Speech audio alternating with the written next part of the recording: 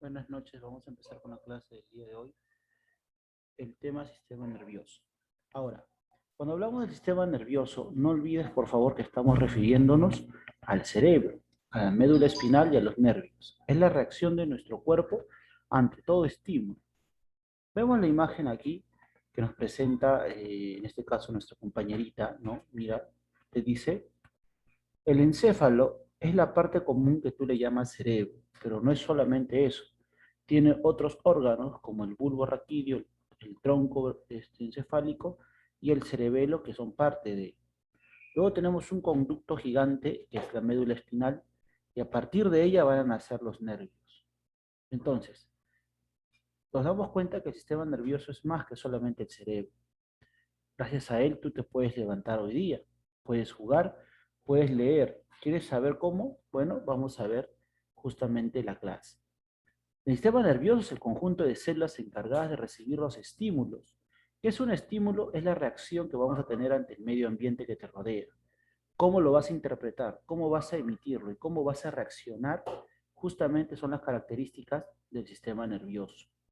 Es cómo uno va a actuar, cómo uno va a defenderse, cómo uno va a interactuar con el medio o la situación que se presente. Cuando escuchas música y bailas, ¿no? Es la reacción de tu cuerpo ante este estímulo sonoro que entra por el oído, ¿no? Y llega hacia el cerebro y el cerebro lo interpreta como movimiento. Cuando te golpea una pelota en la cabeza, tienes sensación de dolor. ¿Por qué? Porque es la interpretación del cerebro. No quiere decir que por ahí a otra persona le queda un pelotazo en la cabeza, puede ser que no le duela. Otra persona va a reaccionar. Otra persona tal vez le causa mucho una lesión o algún desmayo. Entonces, cómo reaccione tu cuerpo depende justamente de tu sistema nervioso propiamente dicho. Entonces, el sistema nervioso es el encargado de dirigir la función de la relación. ¿De quién? Tuya con el medio ambiente. Es uno de los más complejos, es uno de los más importantes también. ¿Por qué complejos? Porque hasta ahora se sigue estudiando, ya que no solamente se encarga de la coordinación del funcionamiento de las partes del cuerpo, sino también del aspecto mental, gracias al cerebro. La mente, los conocimientos, es algo que está incluso fuera de la anatomía del ser humano en la parte física. Estamos hablando ya de la parte intelectual, la parte psicológica. Entonces, eso hace que el cerebro sea hasta ahora motivo de estudio. ¿Quién lo forma? Dice, el órgano más importante del sistema nervioso es el cerebro. A partir del cerebro se va a recibir la información que se va a enviar por todos los sentidos. ¿Cuántos sentidos tenemos? Tenemos 5, ¿no? Entonces, los nervios, ya los nervios, son los que van a comunicar todas las reacciones al cerebro. Estos nervios son como una especie de conexiones que están en todo el cuerpo. Cada reacción que tengas va a ser llevada al cerebro y va a ser interpretada. Y eso va a depender mucho de la persona y cómo esté también formado su sistema nervioso. Por ejemplo, imagínate que alguien viene y te comienza a hacer, te comienza a tocar justamente debajo de las axilas. Hay personas que van a reaccionar inmediatamente a ese contacto y van a reírse, ¿no? Las famosas cosquillas. Como hay personas que tal vez no reaccionen a ese estímulo. No es porque sean inhumanos, no es porque no sientan como tú, simplemente su cuerpo en ese nivel no tiene esa sensibilidad.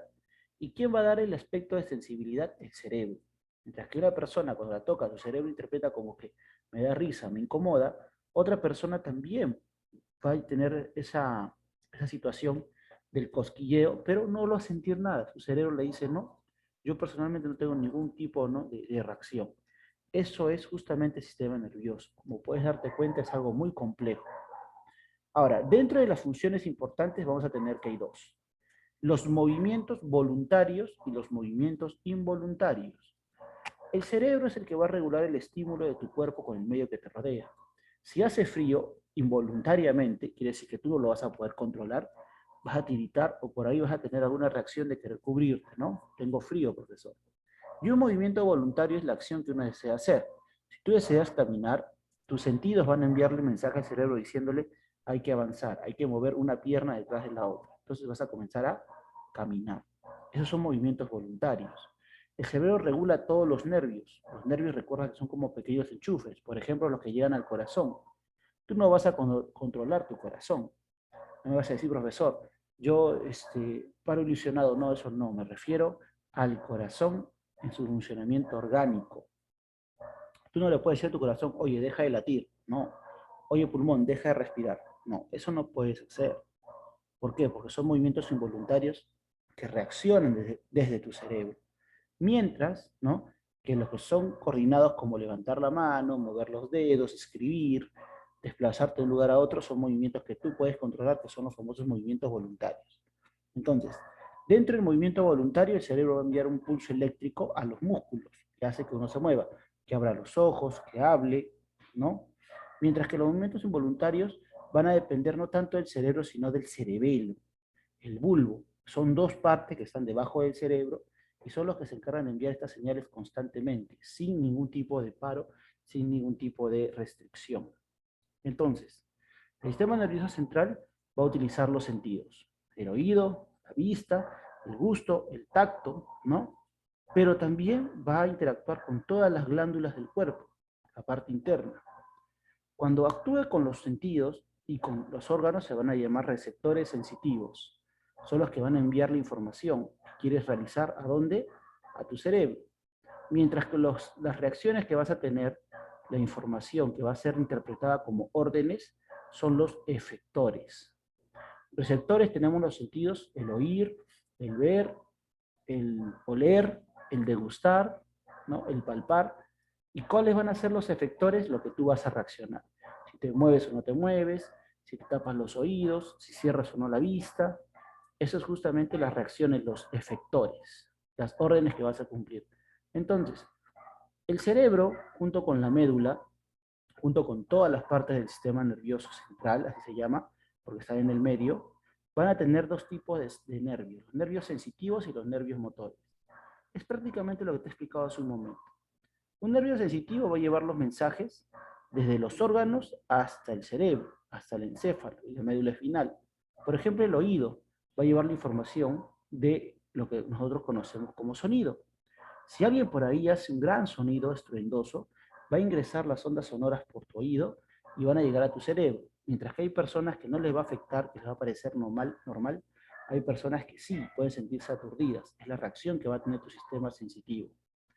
Y los nervios motores son lo contrario, es la forma inversa, va a ser la reacción del cerebro hacia esos músculos. La primera es de los músculos al cerebro, los nervios motores al revés, va del cerebro a los músculos. Son las órdenes que vamos a realizar, los desplazamientos, movimientos, como poder bailar, saltar, correr. Así, podernos darnos cuenta que, profesor, hay que clasificar primero este sistema nervioso, porque quiero saber cómo está dividido. Primero, tiene dos partes, el sistema nervioso central y el sistema nervioso periférico. Nos vamos a centrar hoy día en lo que es el primero, que es el sistema nervioso central. El periférico va a tener justamente, netamente, lo que son los nervios, estos que están aquí, lo que va por todo el cuerpo. Esos pequeños conectores que van a todo el cuerpo se llaman nervios. Y como están alrededor de toda la médula espinal y el cerebro, se llaman periféricos. Van a tener ahí los nervios espinales, los nervios raquídeos, que son los que van acá al medio, en la columna vertebral, y también los simpáticos y parasimpáticos, que son los autónomos. Esto lo vamos a ver en la siguiente clase. Centrémonos en el sistema nervioso central. ¿Quiénes lo conforman? Solo dos partes, el encéfalo y la médula espinal. Tú me dirás, profesor, está mal, porque yo te hablo del cerebro. No, ¿por qué encéfalo? Vuelvo a repetir, el encéfalo se le llama al conjunto de órganos que están formados por los órganos que están por encima de la médula, el cerebro, el cerebelo y el tronco encefálico. Y debajo de ellos, continuando llevando todo el ramillete, todos los nervios juntos, está la médula espinal. ¿Quién protege al cerebro, al encéfalo, mejor dicho, que está formado por cerebro, cerebelo y tronco? El cráneo, la calota, la base externa de la cabeza, el hueso de la cabeza. ¿Y quién protege a la médula espinal, profesor? La columna vertebral. Este conjunto también de vértebras, de cuerpos, que pasan, ¿no?, alrededor de la médula espinal. Entonces, vamos a ver bien justamente estas partes. Recuerda, el sistema nervioso central y el periférico. El central es encéfalo y médula espinal. O también puedes llamarle cerebro en este caso si quieres de una forma más didáctica. El sistema nervioso autónomo y somático son los que vamos a ver en la siguiente clase, pero podemos hablar de ellos, ya que los nervios son los que van a llevar los impulsos y traer los impulsos a todo el cuerpo, gracias al cerebro y a la médula, que es lo que van a enviar la señal. Estos sistemas nerviosos se van a dividir en dos, en el autonómico y el somático. El autonómico tiene que ver mucho con los órganos internos del cuerpo, como la excitación, como la calma, ¿no? Y los órganos nerviosos somáticos son los que van a relacionarse con los sentidos y los músculos voluntarios, los movimientos que vas a realizar de caminar, de saltar, de correr, de gritar. Muy bien, vamos al interesante del día de hoy, el sistema nervioso central. ¿Qué es, profesor? Bueno, es el cerebro más la médula, o mejor dicho, con propiedad, el encéfalo más la médula. ¿Qué es el encéfalo?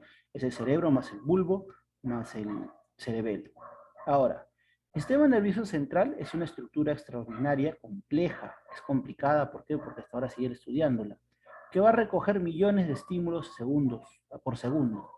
Quiere decir que las reacciones que tú vas a tener de cerrar los ojos, saltar, mirar a otro lado, son reacciones infinitas que va a tener justamente, ¿no?, tu sistema nervioso a cada momento, desde que hablas, desde que estás viendo la clase, desde que estás durmiendo, todo momento.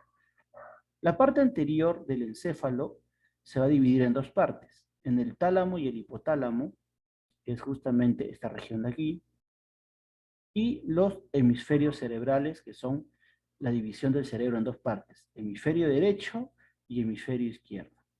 Vamos a ver. Primero, dentro del sistema nervioso central vemos al cerebro. Profesor, yo veo que el cerebro tiene bastantes partecitas, como unas líneas. Tranquilo. Esas líneas o esos cuerpos se llaman circunvoluciones. Y esos cuerpos son formados por las neuronas, las células del sistema nervioso. Pero cada región va a estar dividida. Por ejemplo, lo que llamamos corteza cerebral, ahí está. Es todo eso que está aquí afuera, va a cubrir a todo el cerebro y va a hacer las funciones de percepción, de captar los sentidos, del movimiento y movimiento voluntario, el lenguaje, las emociones y los pensamientos. Mayormente toda la aplicación mental cognitiva de nuestra mente está justo aquí en el cerebro, netamente hablando de la corteza cerebral. Seguimos. Debajo del cerebro hay un pequeño cerebrito. Ese pequeño cerebrito se llama cerebelo. Es el que va a coordinar todo nuestro cuerpo. Va a recibir 5 sentidos, ¿no?, incluyendo el sentido cerebral, que es la función que manda el cerebro, y va a hacer los movimientos fluidos del cuerpo y coordinados. Entonces, quien nos va a controlar para que todo esté correcto es justamente el cerebelo. Siguiente, acá está. Adelante y por debajo también tenemos al tronco encefálico. El tronco va a ver las funciones de la vida, va a ver el latido cardíaco, el sueño, todos los movimientos de la cabeza y el cuello. Y la médula espinal es este conducto que nace aquí, que se conecta con el cerebro, con el encéfalo, ¿no? Y va a coger justamente hasta altura de la columna lumbar. La médula espinal comunica al cerebro con los nervios. Eso es lo más importante. Su función es comunicar todo nuestro cerebro con los nervios de todo el cuerpo. Conduce las sensaciones del cerebro y lleva los impulsos voluntarios. Cuando hablamos de los impulsos voluntarios, estamos hablando de la capacidad de poder funcionar nuestro corazón o órganos que no controlamos, como los pulmones, corazón, estómago, pero también aquellos que son involuntarios, movimientos como caminar, saltar, ¿no?, que no dependen mucho de eso, de lo que es el aspecto ya formativo, solamente la decisión de las personas. Ahora, hay que darnos cuenta de algo muy importante. Si la médula espinal se daña, que es muy famosa, muy rica en daños, en accidentes automovilísticos, caídas, ¿no?, exactamente va a ocurrir justamente lo que dice acá. Un problema porque su función es ver los movimientos voluntarios e involuntarios. Si se daña, no va a haber esos movimientos. Quiere decir que la persona puede quedar desde un estado vegetal sin moverse hasta una simple lesión o parálisis del cuerpo. Luego tienes en la parte anterior el hipocampo, o también llamado sistema límbico. Es la parte principal de la memoria. Acá está el aprendizaje. Así que esta área es muy importante, justo está recubierta no solamente por la calota, por el hueso que cubre el cerebro, sino también por la base del cráneo. Acá se ven las emociones. Y al final tenemos al tálamo y el núcleo gris, que es una parte blanquecina que está por dentro, entre las cortezas, y el hipotálamo, que se encarga de la supervivencia del ser humano, viendo la temperatura, ingesta de alimentos, la defensa, la sexualidad, eso está aquí. Entonces, Habiendo visto esas partes principales, continuamos. Dicen los amigos psicólogos, porque te voy a repetir, no solamente se trata de anatomía cuando hablamos del sistema nervioso, también se habla del comportamiento, de la capacidad, ¿no? de desarrollo de las personas. Los psicólogos dividieron en dos, junto con neurólogos, el cerebro. Dijeron, está poniendo zona médula espinal, tronco encefálico, cerebelo, es mucho. Y dijeron, no, es más fácil dividir el sistema nervioso central en el cerebro nada más con dos partes. El hemisferio izquierdo, porque está a la izquierda, obvio, y el hemisferio derecho, que está situado, obvio, ¿no? a la derecha. En el hemisferio izquierdo dice que va a estar todo el área lógica, el razonamiento, el lenguaje hablado, el lenguaje escrito, la habilidad en ciencias, la habilidad en números, la matemática, y el control justamente de la mano derecha. Así es. El hemisferio izquierdo controla la mano derecha. Y el hemisferio derecho es opuesto, controla la mano izquierda y se encarga de lo que es el aspecto artístico, ya no tan estudioso, tan intelectual, tan académico, sino artístico. Percepción de imágenes tridimensionales, lo que usan los arquitectos, los ingenieros, sentido de la música, ¿no? El sentido, ¿no? de la música, sentido artístico, la imaginación y la intuición. Todos estos sentidos se le podría llamar más psicológicos o artísticos, ¿no? Son justamente los sentidos del hemisferio derecho. Por eso dicen, ¿no? Cuando una persona tiene gran habilidad para el arte, los trabajos, la música, es que ha desarrollado mejor su hemisferio derecho. Y cuando no es así, es una persona que estudia mucho, que para, ¿no? Para estudiando, para practicando, entiende muy bien, habla muy bien, está estudiando cada vez ciencia, quiere decir que tiene muy desarrollado el hemisferio izquierdo. Es más sencillo para él ver esos temas que los otros. Profesor, si yo no tengo ninguno de estos, preocúpate, pues, porque tienes que tener alguno de ellos. Vamos a estudiar el cerebrito así, de frente. Mira, el cerebro, ahí está, es la parte superior, no es todo. Mayormente uno cree que es todo, no, el cerebro solo es la parte superior. Acá está ubicado el tálamo, el hipotálamo, la glándula pituitaria, que es una de las más conocidas, y la que también es muy, muy común que tenga tumores o lesiones. Produce problemas endocrinos, problemas de crecimiento, problemas hormonales, así que es muy importante cuidarla. Luego tenemos el cerebelo con la forma de árbol, pues se le dice el árbol de la vida, donde se va a encargar de la coordinación, ¿no? Muy bien, entonces, si vemos el cerebro, lo vemos de otro lado, vamos a verlo desde el aspecto psicológico, a aquellos que les gusta saber de la psicología. Dice ahí, tenemos cada circunvolución, cada línea robusta o cada cuerpo del cerebro que tú puedes ver, va a tener diferentes áreas. Como te digo, el cerebro está estudiado desde el aspecto anatómico, el aspecto psicológico. Ahora vamos a ver desde el aspecto cognitivo. Para los neurólogos, el cerebro va a estar también dividido en 4 regiones primordialmente. La región frontal, justo la que da tu frente, donde está el hueso frontal. La región parietal, que está a ambos lados, que son los huesos parietales. La temporal, que es a nivel del oído, tímpano. Y la región occipital, que está a la altura del hueco occipital, que es, ¿no? justamente la parte posterior donde se va a conectar con la columna del cerebro. Dice que en el lóbulo frontal está el área del movimiento, están los movimientos de la escritura, el área psicomotriz y el lenguaje. Así que hay que cuidar mucho ese área para los que quieren aprender a hablar bien. Luego tenemos el área temporal que va a tener el área psicoauditiva, justamente porque está el oído, el área auditiva y el centro de comprensión de las palabras. En el lóbulo parietal va a estar justamente la sensibilidad, la psicosensitiva, la comprensión de las palabras, mientras que al final vamos a tener el área, área psicovisual o área visual, justamente para el desarrollo de ese tipo de trabajos, ¿no? Visuales. Entonces, hablando a grosso modo, profesor, ¿cuál debo aprender yo? ¿Cuál es el que debo dominar? Este de aquí, que se divide en lóbulo frontal, el cerebro, el lóbulo parietal, lóbulo temporal, occipital y abajo siempre el cerebro, el cerebelo y el bulbo y el hipotálamo en el medio. Muy bien, habiendo visto eso, seguimos. La otra región, área o mejor dicho, órgano del sistema nervioso central es nada más y nada menos que la médula espinal. La médula está situada en el interior de la columna vertebral. La columna va a proteger a la médula como si fuera una especie de armadura. La forma de la médula es cilíndrica, como un conducto, y va a tener dos ensanchamientos o intumescencias. Uno que es el nivel cervical al inicio del cuello y otro que es a nivel lumbar, justamente, ¿no?, que va a terminar la porción de la médula espinal. Dentro de ella vamos a ver que hay un conjunto de raíces de nervios que van a dar origen a todos los nervios del cuerpo, que se llama cauda equina o cola de caballo, que está justo al final de la columna vertebral. Tenemos que estar protegida por los huesos de la columna, y principalmente su función es distribuir toda la señal. Mientras que el cerebro forma, capta y comienzan a averiguar, ¿no?, cómo van a enviar la señal, nuestros queridos amigos de la médula espinal van a tener todos los nervios que van a llevar la respuesta y también el estímulo, ¿no?, de la reacción. La médula cuenta con una autonomía muy separada del cerebro. Si bien están conectadas, ¿ya?, también ellas tienen su importancia y también sus riesgos, como te digo. Dañarse la médula no es bueno. Si el cerebro es malo, la médula también es peor, porque uno puede llegar incluso a la invalidez debido a problemas neuronales. Entonces, que el profesor no puede quedar mal si no cuida bien su columna, claro, puede estar hasta en una silla de ruedas.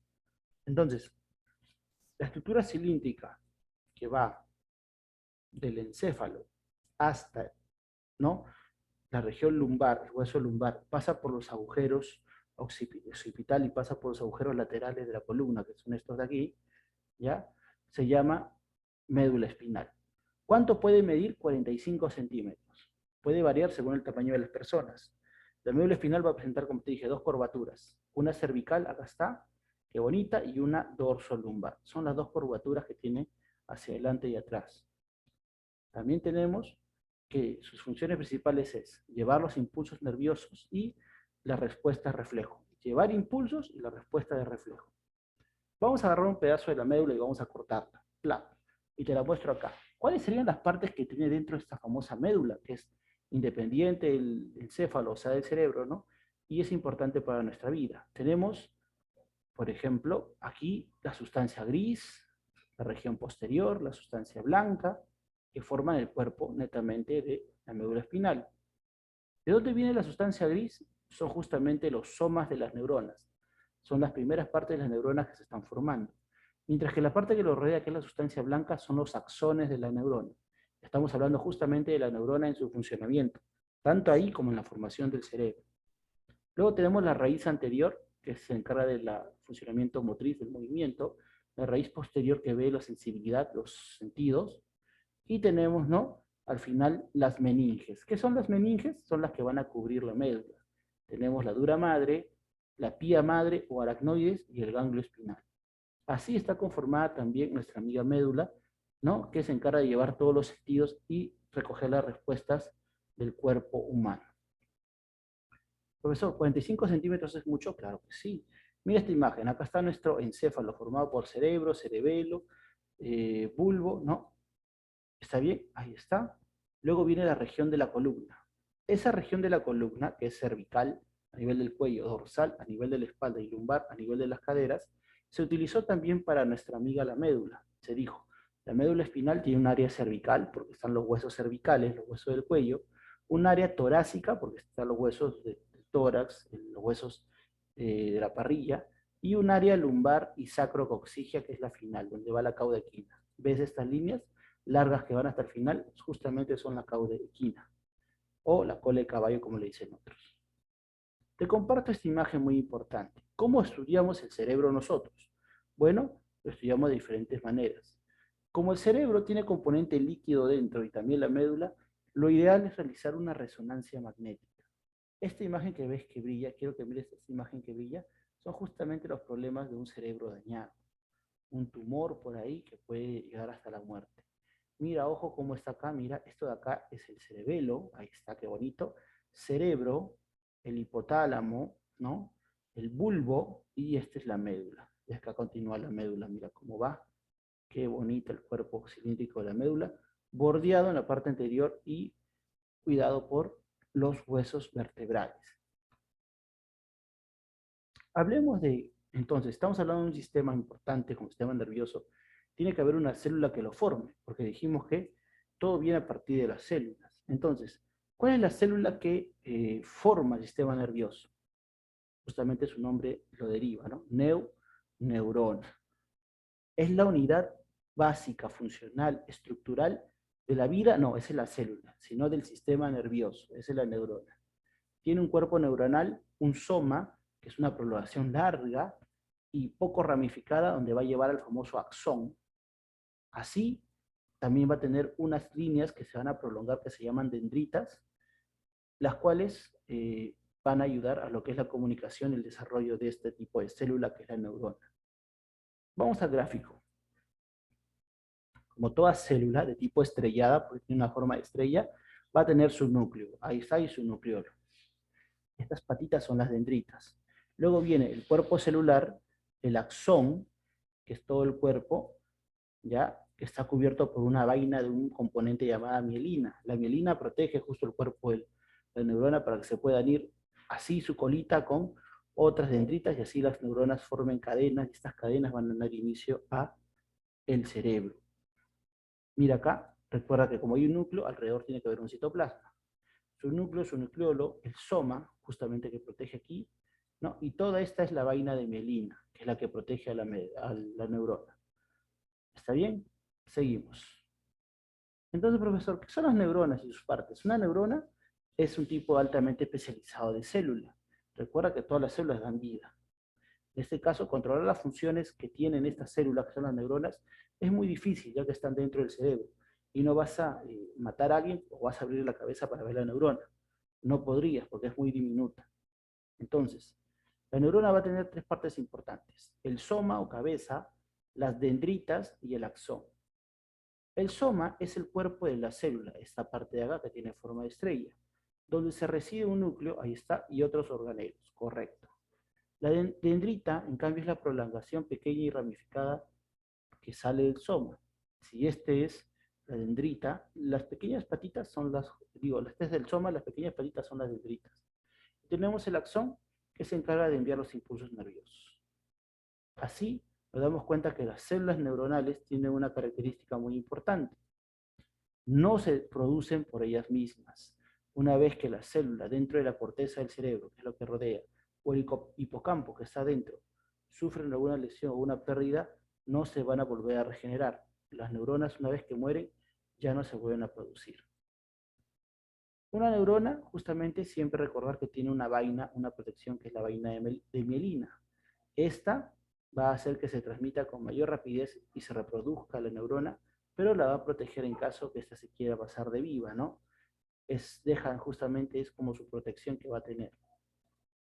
Ahora, cada neurona realiza cuántas acciones, cuántas conexiones, cuántos enlaces entre neuronas. Realiza aproximadamente unos 10.000 enlaces, donde hay 15.000 a 33.000 millones de neuronas dentro del cuerpo, dentro del cerebro. Si las neuronas no tienen la capacidad de reproducirse, quiere decir que ante un accidente, lesión o daño por caídas o por ingesta de alcohol o drogas, el cerebro va a perder esas neuronas y no las vas a volver a recuperar.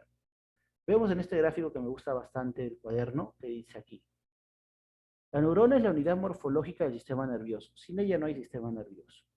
La dendrita justamente está aquí, el núcleo, el nucleolo, el cuerpo de... Ahí está. Tenemos al axón, ¿sí? La banda de mielina que protege. Tenemos el nodo del axón que une cada unión de mielina. Va a estar cubierta por lo que es fosfolipídico, que va a rodar el axón, va a ayudar a que se mantenga, y así vamos a poder ver, ¿no?, que la protección a la neurona se brinda cuando uno cuida las células, en este caso el gliocito, ¿no?, y hace que la neurona se mantenga. Ahora, ¿cómo es una fisiología? O sea, ¿qué quiere decir fisiología? ¿Cómo ha estudiado, cómo ha avanzado las partes de la neurona? El científico Santiago Ramón y Cajal ganó en el año 1906 un premio Nobel, hablando justamente del sistema nervioso. Dentro de él dijo que la unidad estructural y funcional, ya no solamente estructural, como decía en su momento, sino funcional del sistema nervioso y la neurona. Aquí en esta imagen tenemos la neurona con su citoplasma, su núcleo, su nucleolo, su soma, su cono axónico, ahí está, su vaina de mielina, todo correcto, ¿no? Es una muy buena neurona la que tenemos aquí. Ahora, ¿qué pasa cuando las neuronas se van a unir? A ese proceso no se llama reproducción o fusión, se llama sinapsis. Y la sinapsis es justamente el estímulo que va a ser transmitido por esta unión, la reacción que va a haber esta unión. En el caso de la sinapsis de uno a uno, el potencial de acción en la terminal presináptica va a ser mucho menor que la postsináptica. Quiere decir que al uno interactuar con otras personas, tu reacción va a ser diferente y se van a aumentar justamente algunas cosas que por ahí tenías muy tímidas. Así que eso se encarga justo el cerebro con las neuronas. Sinapsis mucho o una, por ejemplo, es cuando usamos la neurona presináptica, la vamos a aislar, la vamos a sacar a un laboratorio y vamos justamente a darle un potencial a la postsináptica. Así podemos ver que la anatomía neuronal, o sea, la que va a reemplazarla, ¿no? La anatomía neuronal se divide en axo axónico, axo somático y axo dendrita. En esta imagen tenemos justamente para terminar a la neurona, con sus dendritas que son las que se van a conectar, el núcleo, el nucleolo, el cuerpo celular, que es todo esto acá, forma estrellada, y acá empieza el axón, con su vaina de mielina, ahí está, justamente, ¿no? Para lo que es mandar los impulsos existen los axones. Ahora, si queremos ahondar que todas las neuronas son iguales pero son en forma de estrella, sí, se dice en forma de estrella por las diferentes divisiones que tiene en cada extremo. Sin embargo, hay tipos de neuronas como la unipolar, la bipolar, que tiene dos cuerpos o somas, una que tiene un solo cuerpo soma, y la multipolar, que es la más conocida que tenemos nosotros, que va a tener un axón, ahí está, que lo protege la colita, pero va a tener también dendritas en cada patita. Pero a pesar de eso, netamente se centra la información, ¿dónde? En el núcleo. Sin núcleo no se sabe la función de cada célula, así que es importante eso. Muy bien, jóvenes, nos vemos en un par de horas en la videollamada de Zoom. No te olvides, por favor, cuídate, chao.